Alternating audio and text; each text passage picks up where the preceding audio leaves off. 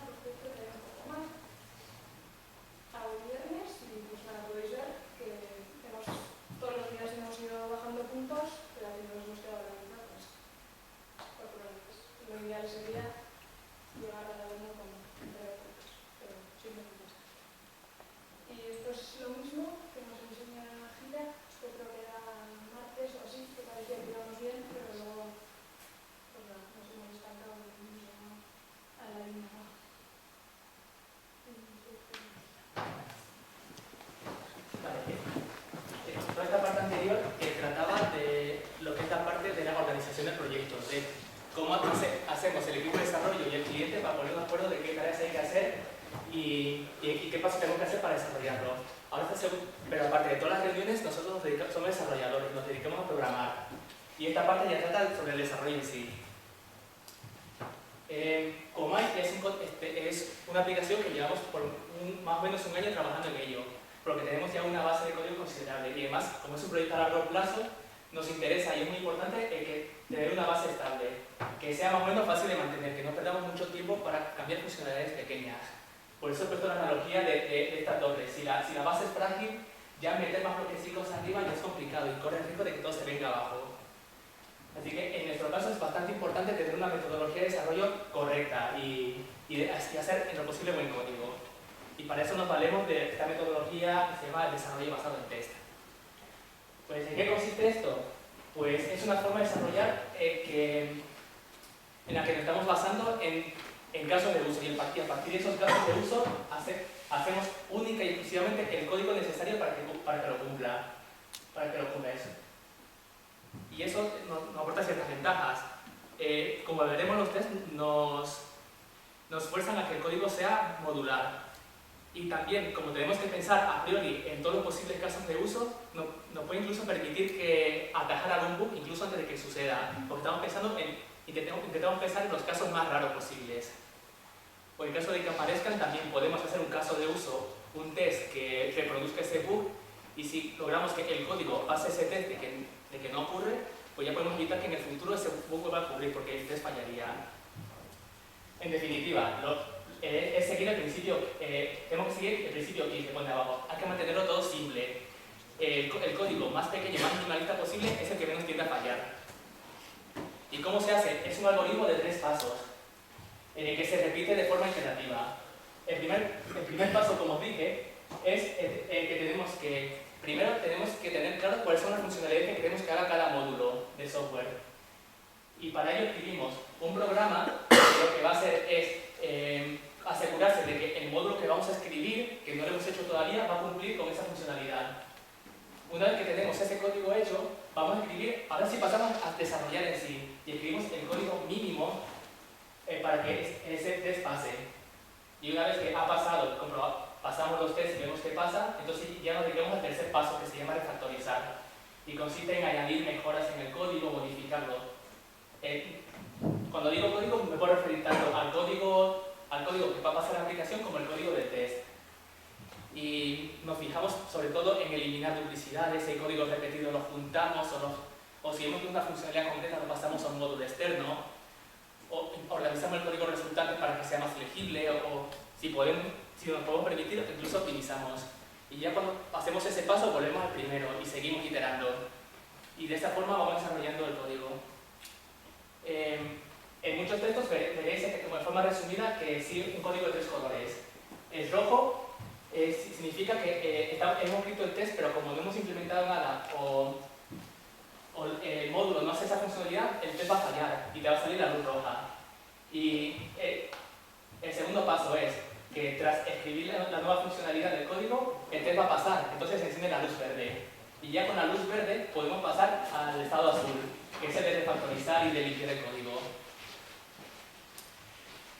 Vale, no sé, algunos supongo que habrán pensado, estamos trabajando con una metodología ágil, que se supone que tenemos que ser ágiles a los cambios, que ante cada imprevisto del cliente tenemos que cambiar rápido, pero sin embargo estoy diciendo que para desarrollar estamos escribiendo por lo menos el doble de código. No es solo hacer el código en sí, es hacer el código que prevé nuestro propio código.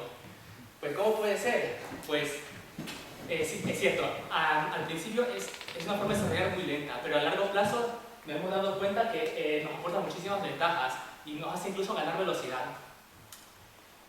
A ver, entre las ventajas tendríamos todo esto.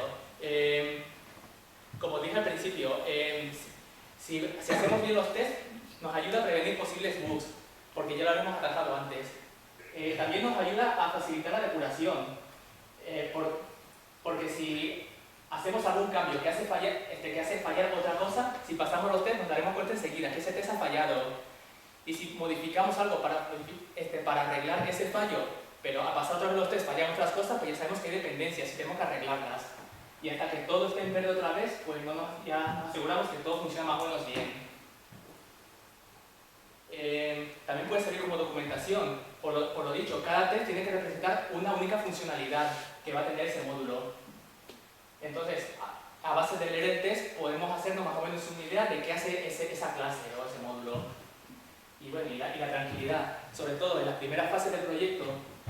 Por ejemplo, recuerdo en el caso de Come, cuando empezamos con la versión de Android, empezamos a desarrollar módulos, pero no teníamos todavía ninguna interfaz o nada que poder tocar o que poder ejecutar, porque estamos haciendo cosas muy abstractas, que si el conector de red, que si el parseo de la respuesta del servidor. Y claro, podíamos o desarrollar eso y exponernos a que cuando tengamos la interfaz gráfica todo falle porque estaba mal pensado desde el principio, o podemos hacer desarrollo basado en test y como estamos viendo que los tests están pasando, ya cuando tengamos algo más grande ya estamos totalmente tranquilos porque sabemos que esos módulos van a funcionar y que si algo falla no va a ser por eso.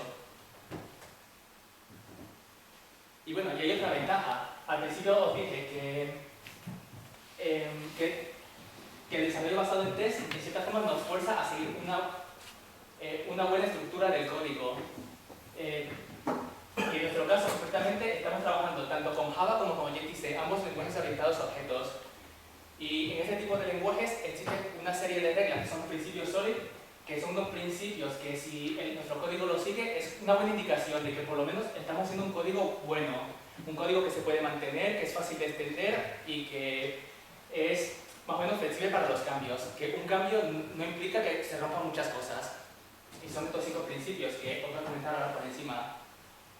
El primer principio es el principio de única responsabilidad. Y esto lo que nos dice es que cada una de las clases del código se tiene que dedicar exclusivamente a una cosa. La regla para saber esto es que si tenemos que describir qué hace un módulo, tendríamos que decir idealmente que hace una sola cosa. Por ejemplo, si tenemos una clase que inserta una tarjeta en base de datos, pero es que además también manda al servidor una respuesta y además te está mostrando al usuario una pantalla con colorines, pues eso ya nos tendría que empezar a oler mal. Porque estamos viendo que tenemos una clase que se dedica a demasiadas cosas y eso es muy peligroso. En estos casos ya lo ideal sería coger cada una de las funcionalidades y sacarlo en sitios aparte. El segundo principio es el de abierto cerrado. Este me gusta por la definición, que dice que para ponerse un abierto no hace falta hacer una operación a pecho abierto. Esto significa que si queremos extender una clase con algo nuevo, en principio no deberíamos tocar el código fuente de esta clase, sino que con extenderlo con una herencia o con algún otro truco de la orientación a objetos debería bastarnos.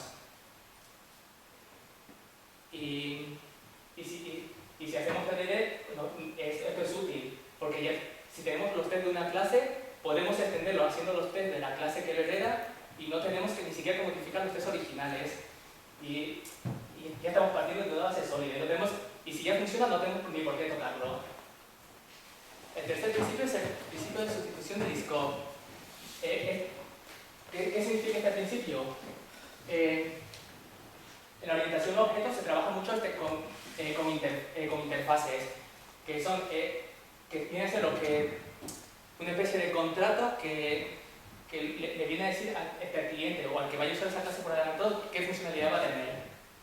Y lo que dice este principio es que si sustituimos un objeto cualquiera por cualquier otro objeto que herede de este primero, el programa debería ser capaz de seguir funcionando y no tener ningún problema de dependencias. Y si ocurre, es que algo va mal, es que hemos planteado mal la abstracción y que esa interfaz no está bien hecha. El principio de segregación de interfaces. Este principio dice que es mejor tener muchas interfaces pequeñas que se refieren a funcionalidades muy concretas en vez de tener una interfaz muy grande que abarque muchas cosas. Esto aportaría la ventaja de que al implementar una nueva subclase obligamos al usuario a implementar únicamente lo que necesita y no necesita implementar otros métodos que hereda por otras partes y que realmente no necesita. Y eso facilita mucho la vida a la hora de extender una clase o ampliar funcionalidad. Y el último principio, y es uno que aplicamos bastante, es el de inversión de dependencias. Que lo que viene a decir básicamente es que tenemos que depender no de la implementación, sino de las interfaces. Y que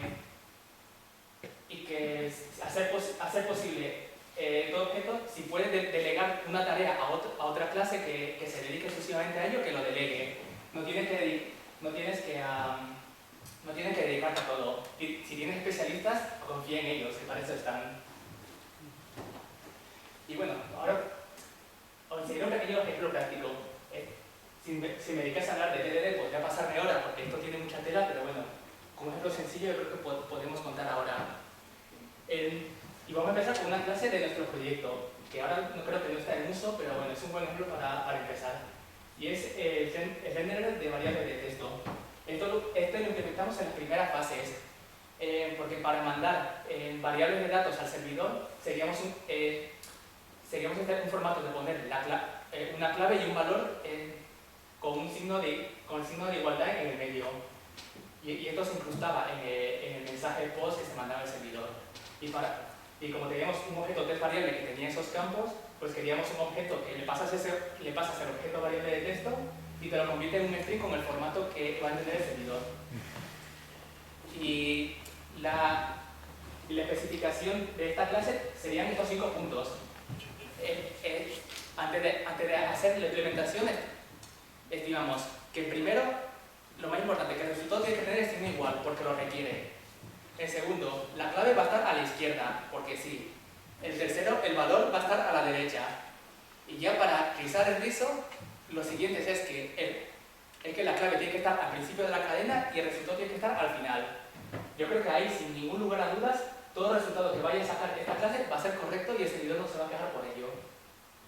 Pues hemos cogido cada uno de estos casos de uso y lo hemos puesto en un fichero de test.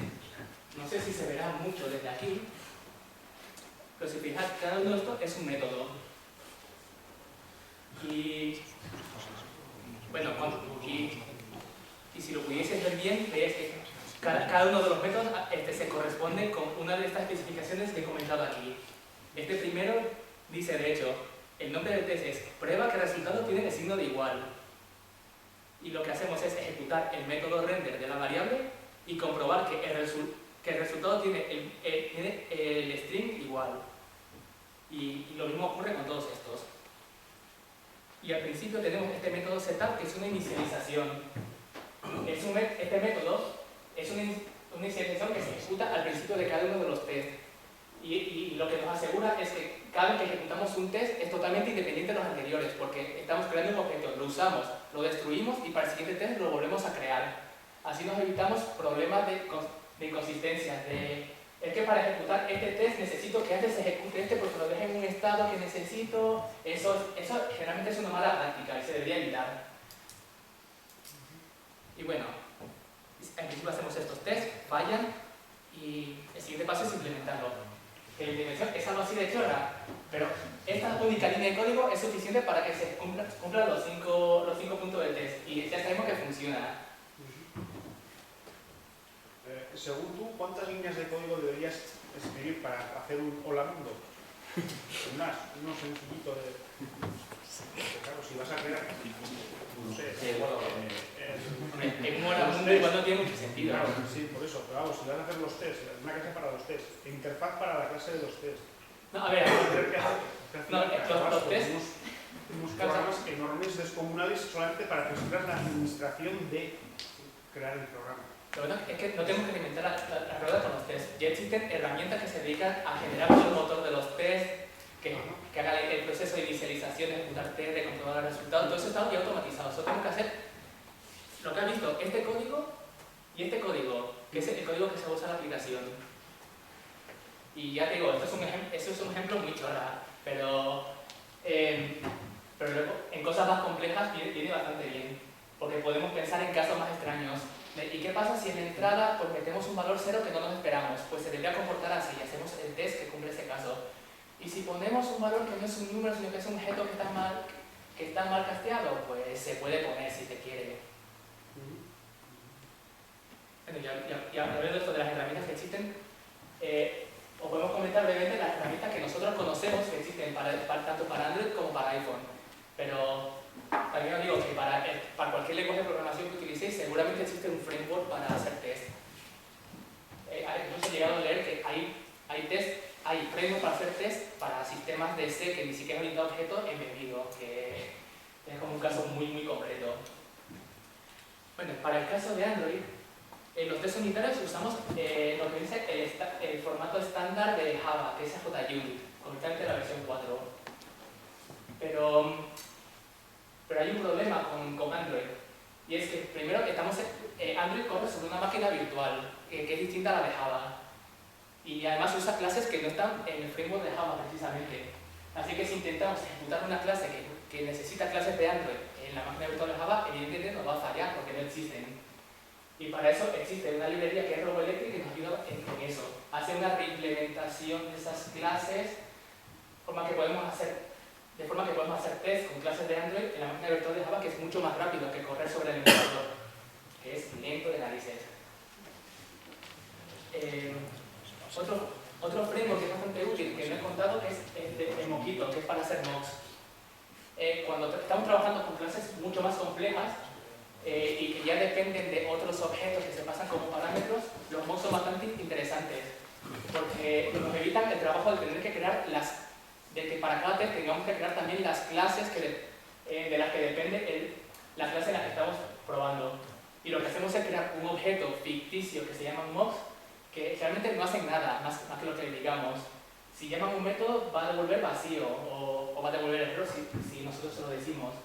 Y podemos programar el comportamiento. Podemos decir que para un método de esa clase se devuelva el valor que queramos y así tenemos más control sobre los parámetros de entrada. Sobre pruebas automáticas de interfaz, la verdad es que en Comay no nos hemos metido mucho en ese tema, pero nos interesaría meternos en algún día.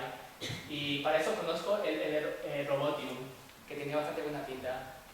Y por último, tenemos esta extensión de Eclipse, que es el EMMA, que nos hace una comprobación de la cobertura a partir de los test.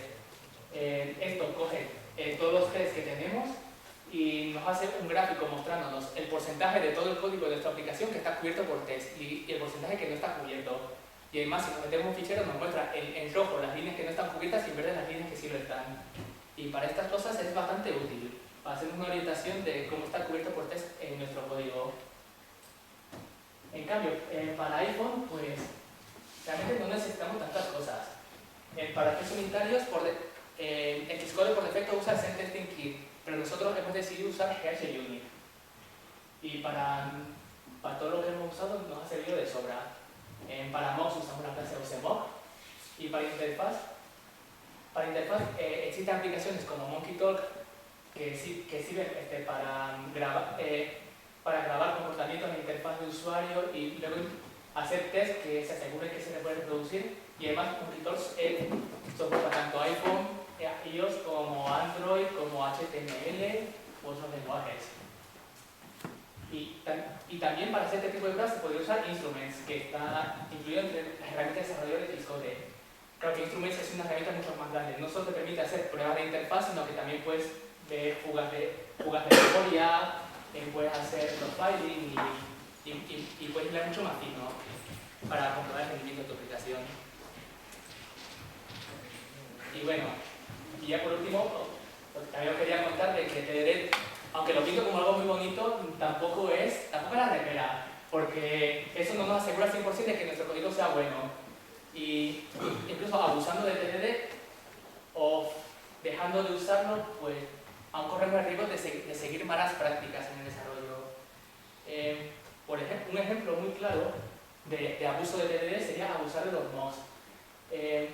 Si estamos con la mentalidad de que tenemos que delegar absolutamente todo a clases externas y tenemos clases que realmente no hacen nada, solamente hacen llamar métodos de otras clases delegadas y ya está, pues corremos el riesgo de tener tests que son muy tediosos de mantener, porque ya tienen un montón de dependencias.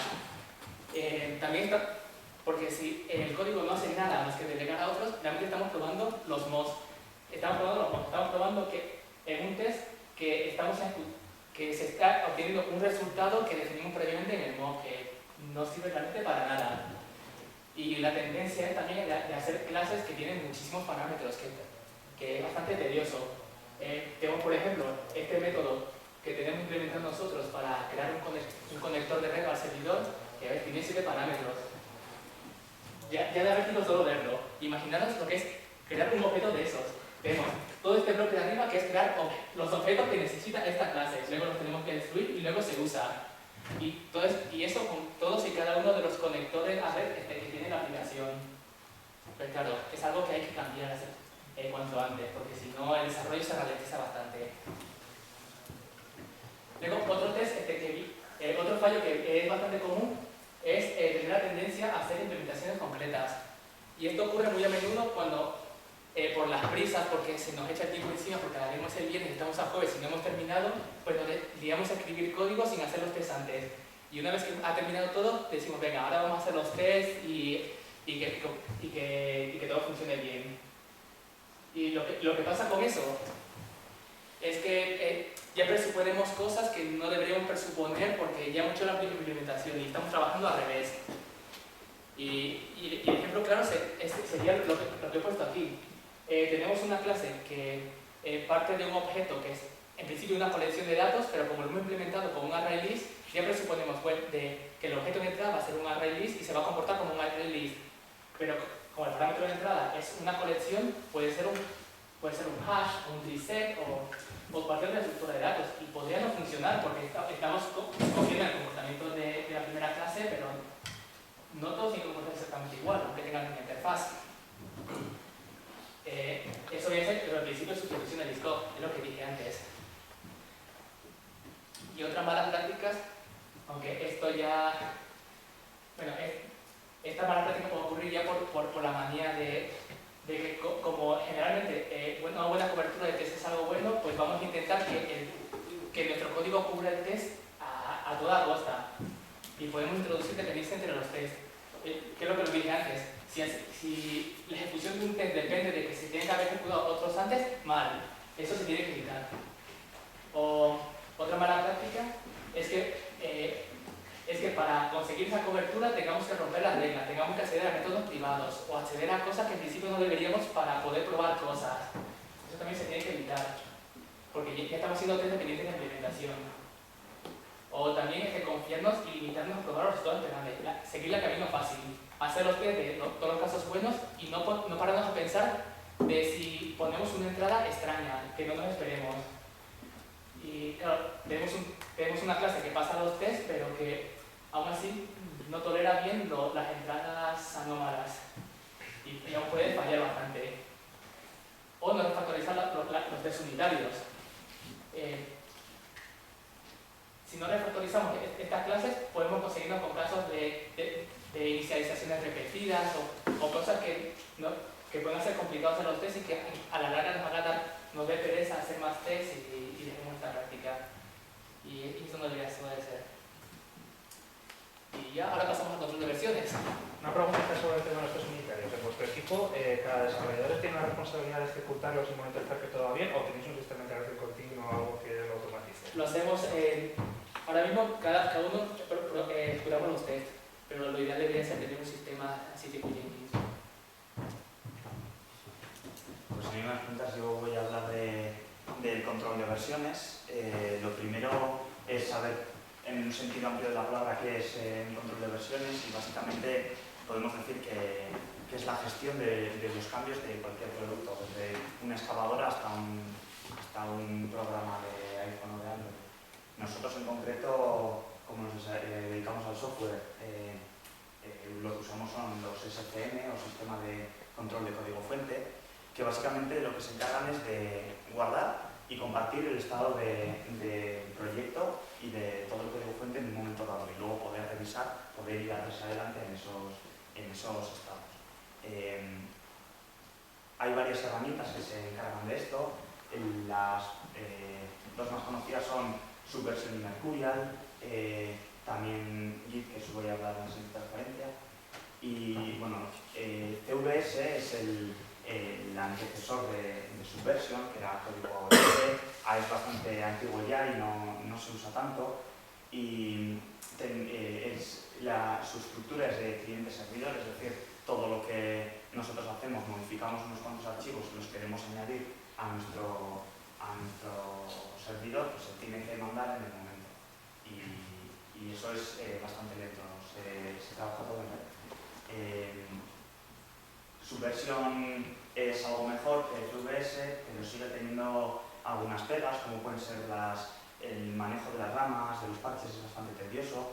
Y, por ejemplo, el renombrado de un fichero para el sistema de control de versiones no existe, sino que es una copia y un borrado de ese archivo, por lo cual eso genera algún problema. Una alternativa es Mercurial.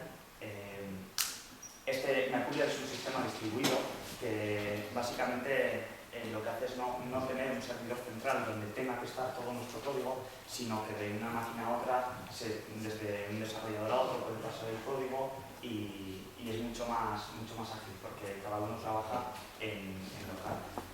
Sin embargo, la estructura de cómo los comandos, de cómo se maneja y todo es similar a Subversion, lo cual hace que pasar de una a otra y en general sea fácil de aprender. Además, Mercurial tiene la ventaja de que es bastante rápido a la hora de trabajar con nuestros ficheros. Sin embargo, también tenemos Git, que es un poco el hijo raro. También es distribuido y la ventaja que tiene es que es muy rápido, porque en Git todo se trabaja en local. Todos los archivos los tenemos en nuestra máquina, todos los cambios los hacemos en nuestra máquina y solo en los momentos puntuales en los que queremos compartir nuestro código, llevarlo, traerlo a algún sitio, entonces cuando nos conectamos a internet y lo llevamos. Pero si quisiéramos, podríamos llevar todo nuestro control de las versiones en nuestro ordenador sin que haga falta ningún servidor de ningún tipo, ninguna configuración prácticamente, y además nos permite al ser distribuido pasar de una máquina a otra sin depender de alguien, de un servidor central. Git es muy potente, prácticamente todas las cosas que se puedan ocurrir en cuanto al manejo de las versiones, de ir a una versión anterior, volver, todo eso lo tiene y es una gozada. Y tiene la ventaja de que no se pierde nada. El borrado de un fichero siempre se puede deshacer, borrar una versión siempre se puede volver, todo se guarda. Al final es muy difícil con Git realmente llegar a perder una clase o a perder un código que en algún momento dado hayas escrito. Entonces, para el síndrome de Diógenes viene bastante bien. Entonces, bueno, la única pega que tiene es que al ser conceptualmente distinto a los demás es algo más difícil de aprender, pero una vez aprendido es más ágil y normalmente a la gente le suele gustar más. ¿Cuál escoger? Pues nosotros hemos escogido Git por todo lo que os he dicho y entre otras razones porque todas estas empresas que veis aquí y probablemente muchas más utilizan Git. Desde Google hasta Netflix, pasando por LinkedIn, el código fuente de Linux, todo esto para manejar sus versiones utilizan Git. También es muy cómodo el octogato que veis ahí, es el signo de GitHub, es una página web donde pueden hostearte y donde pueden tener tu código en Git y es gratuito para los códigos, o sea, para el código que sea software libre. Si quieres algún repositorio privado para tener tus propias bases de código sin compartirlas con los demás, hay que pagar un precio pequeño, pero la verdad es que es muy cómodo porque ni siquiera tienes que preocuparte de tener una máquina en algún lado ni nada, eso está todo en la nube y es realmente cómodo. Entonces, bueno, lo básico de Git es que tenemos estos tres estados para un archivo. Un archivo tú puedes estar modificándolo, puedes estar cambiándolo y en un momento dado crees que está preparado para que eso pase a una versión, a un punto concreto. Entonces, a eso se le llama añadirlo al staging area. El staging area es una zona donde el código está preparado para ser comiteado y ahí decimos básicamente que este código que hemos hecho está más o menos preparado. Aunque esté preparado, le podemos seguir haciendo cambios y todas estas cosas, pero llega un momento en el que llegamos a un compromiso y decimos, vale, hasta aquí, este código que está añadido, queremos que sea una versión, un nuevo código. Y llegamos a ese compromiso. Ese compromiso es el estado del código en ese momento y los commits son pues, la unidad básica por la que nos podemos mover en nuestro código. Luego, nuestro código, nuestras versiones están formadas por un montón de commits y esos commits, como os he dicho, siempre se guardan en local. Tú puedes estar añadiendo ficheros, comiteándolos, y llega un momento en el que ya quieres que esos cambios que has hecho tú en tu máquina, todas esas versiones, pasen a formar parte del servidor central, o quieres pasárselas a un compañero, o quieres llegar a compartir. Y para eso están el push y el fetch, que básicamente son llevar cambios hacia cualquier sitio y traer cambios desde cualquier sitio. Que son básicos pues, para compartir en un entorno donde estás trabajando con más gente.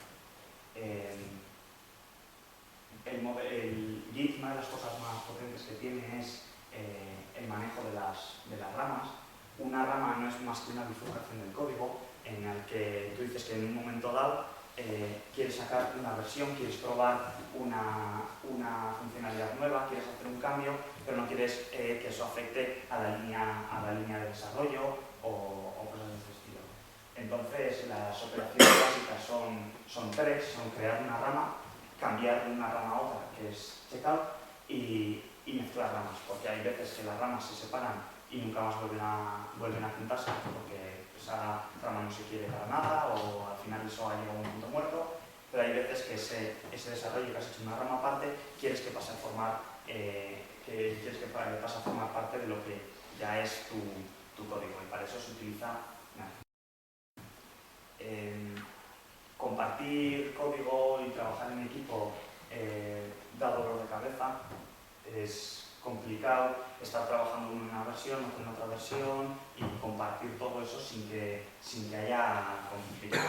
Entonces, nosotros para eso utilizamos un modelo de manejar las ramas que se llama Bitflow, que aparte de tener un nombre muy chulo, lo que nos permite es llevar claramente cuál es nuestra versión actual de desarrollo, que sería esta línea amarilla que podemos ver aquí, que nosotros la llamamos según el número de versión de la aplicación que estamos haciendo, y luego para cada una de las nuevas funcionalidades que vamos haciendo en esa rama de desarrollo, sacamos una nueva rama, que son las moradas que podéis ver ahí. Entonces nosotros vamos desarrollando en amarillo, una persona saca una línea de estas moradas, desarrolla lo que sea que tenga que desarrollar y cuando termine lo mezcla al común de los mortales. Entonces, así cada uno puede estar trabajando por separado o incluso podemos meternos en distintas ramas sin que haya demasiados conflictos. Aún así, hay cosas que ocurren que hacen que sea lento. ¿Qué cosas pueden ocurrir? Por ejemplo, como en esta línea turquesa, azul, clara, lo que sea, es la línea principal de desarrollo y esa rama azul pues es una funcionalidad nueva que hemos hecho para la aplicación. ¿Qué ocurre? Mientras alguien estaba desarrollando la línea azul, otra persona sin darse cuenta o a mala leche ha hecho un cambio donde está la línea roja y puede haber tocado los mismos archivos que hayamos tenido que tocar en la línea de desarrollo. ¿Qué pasa? A la hora de mezclar la línea azul con la turquesa puede haber conflictos y esto hay que evitarlo. Los conflictos al final te encuentras con que alguien ha cambiado algo en un archivo, alguien ha cambiado algo en otro archivo y tienes que mezclarlo, tienes que saber qué es lo bueno y qué no. Eso puede llevar a mucha inestabilidad en el código y es algo a evitar. Además, nada más que viendo el gráfico se puede ver que no está muy ordenado y que cada uno está pues, metiendo las cosas donde no debe. ¿Cuál es la solución? La solución es un comando de Git que se llama rebase, que básicamente lo que nos permite es coger una rama, como puede ser la de aquí abajo, la que se llama feature, cogerla y moverla en el tiempo hasta el punto más actual del código. Nosotros nos encontramos en la situación de arriba, donde estamos desarrollando y hemos empezado en el punto morado claro. Sin embargo, alguien ha estado desarrollando más cosas en la rama de desarrollo. Pues nosotros cogemos esta rama y nos actualizamos y hacemos que parta desde el punto más nuevo. De esa manera, cogemos todos los cambios que haya hecho alguien y sobre esos cambios aplicamos otra vez los nuestros. Esto sirve para que nos quede un gráfico de este estilo, donde en realidad, aunque podáis creer que cada una de las ramas empieza donde termina la otra, no, temporalmente no ha sido así. Cada una empezó en la rama donde le ha dado la gana, cuando ha podido, cuando ha terminado la anterior, o lo que sea. La cosa es que cada uno mueve su rama al final de donde está el punto actual del desarrollo, lo más nuevo, y entonces todos sus cambios se aplican después y se mezcla cada uno con la rama. De esta manera los conflictos bajan y el código se puede ver cada una de las distintas funcionalidades que se han ido haciendo en orden y sin una mezcla. Y bueno, para los que sepáis algo de Git, estos son unas cuantas herramientas y comandos útiles que nos hemos ido encontrando en el desarrollo, en el día a día. Y la primera de ellas es mezclar con el flag NoFF, porque Git por defecto lo que hace es comerse las ramas y aplastarlas todas, como podéis ver en la línea de la derecha, pero muchas veces te interesa preservar esa estructura de ramas, y eso se hace con el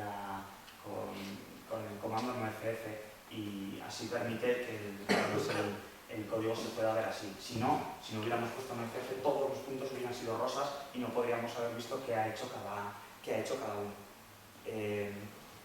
Esto implica también que a la hora de mezclar ramas, hay veces que tienes ramas de las que salen más ramas y de las que salen más ramas.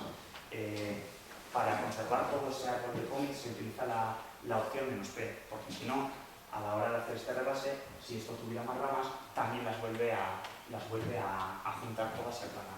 De esta manera, con estos dos comandos, nos aseguramos que el árbol se mantiene. Y el rebase "-i" lo que nos permite es entrar en el modo interactivo, que nos deja ver cada uno de los cómics que se van a aplicar y en qué orden se van a poner una vez muevas la rama.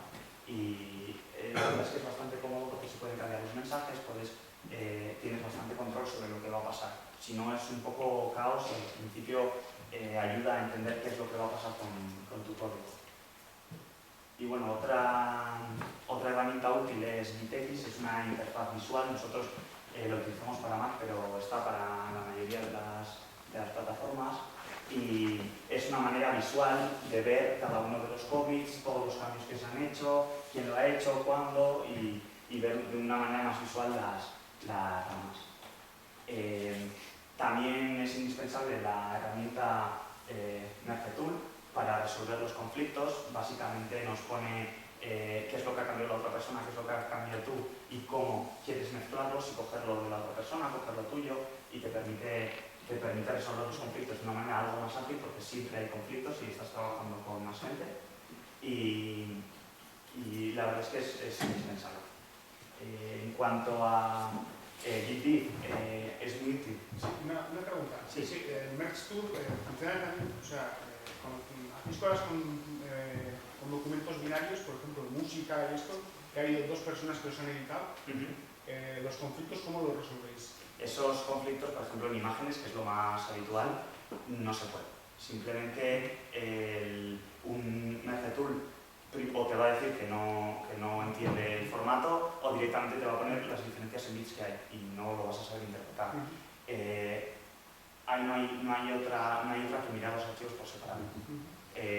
Cuando estás en el paso de Merge Tool siempre tienes los dos archivos, siempre los puedes comparar y ver cuál es todo. Si una persona edita una foto y le añade una sombra y el otro le añade un degradado, pues tienes que llamar al diseñador y que le ponga la sombra y el degradado. Ahí no hay otra magia, no hace. ¿Se pueden bloquear entonces, permite bloquear archivos para que solamente una persona lo esté editando a la vez entre todos los desarrolladores?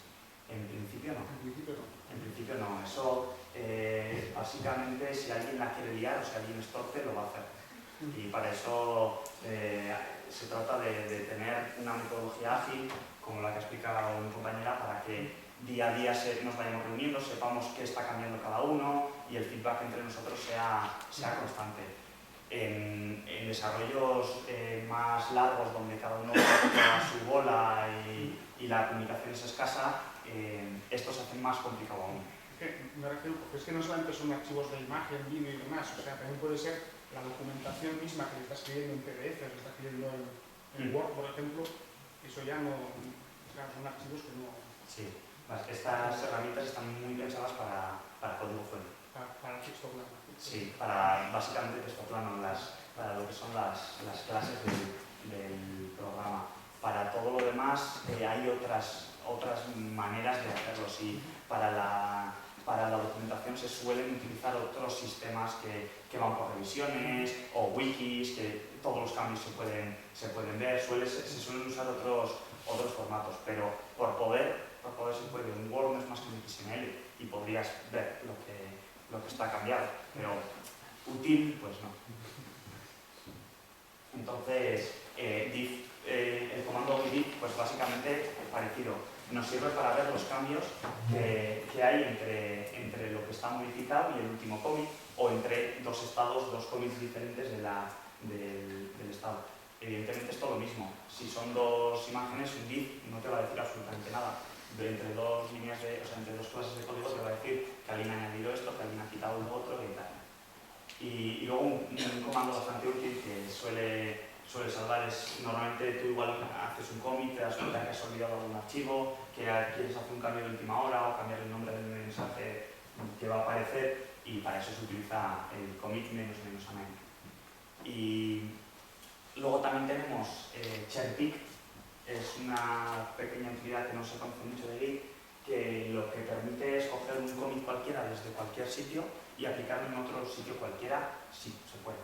Entonces, sirve muy bien para parches entre versiones, un bug que cambias en la versión 2.0 y que cambias en la versión 2.4, por ejemplo, y lo tienes hecho en un sitio y quieres que esos mismos cambios estén en otro lado sin tener que andar con ramas o lo que sea. Cherrypick sirve para eso. Y por último está la Gitblame, que simplemente se utiliza para echarle la culpa a la gente. Gitblame te dice cada archivo, cada línea, quién lo ha cambiado, cuándo y en qué commit. Entonces tú ves una burrada en el código y dices, ¿quién ha escrito esto? ¿No? Vas a la consola, Gitblame, y dices, Belén lo ha escrito, pues a darle cambio. Y poco más. Estos son, por si los queréis, esto lo colgaremos ahí también en la nueva party. Estos son para Scrum, es un PDF con el manifiesto de la tecnología, de cómo se pensó y de un poco cómo explica todo el proceso más en profundidad. Para TDD, el libro que creo que es de Carlos Ble, ¿no? Sí.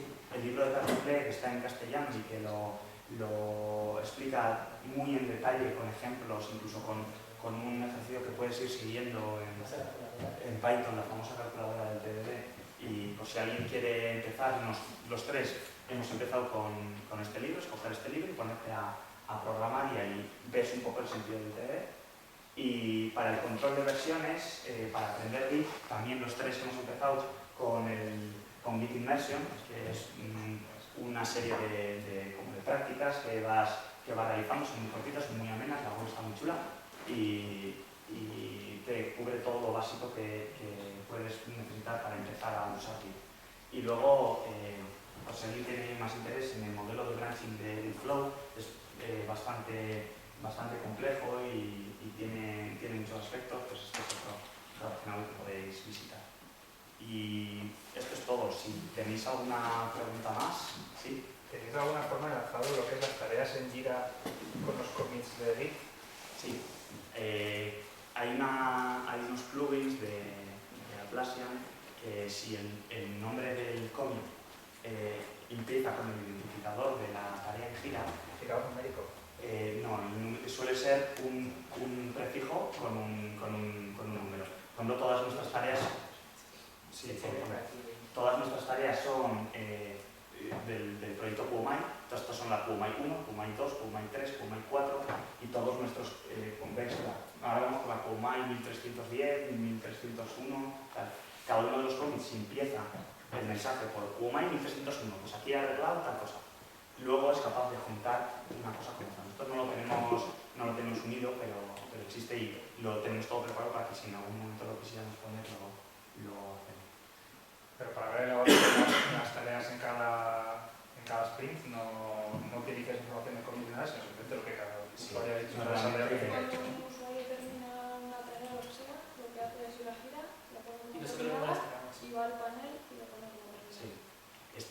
este plugin te permite ver a una tarea, puedes pinchar y ver todos los cambios que ha hecho pues, y quién ha estado trabajando en él y tal y cual. Y básicamente, de momento lo hacemos a mano porque además nuestras tareas son siempre cortas, de menos de una semana. Entonces no se suele hacer un seguimiento larguísimo de una tarea en la que ha trabajado mucha gente y entonces se trata de mantenerlo todo simple y cortito para que no haya problemas en ese aspecto. ¿Alguna cosa más? Pues, Y un apunte más. No os creáis que vivimos echándonos la culpa de quién ha hecho burradas en el código porque todos cometemos burradas. Lo hacemos un día malo.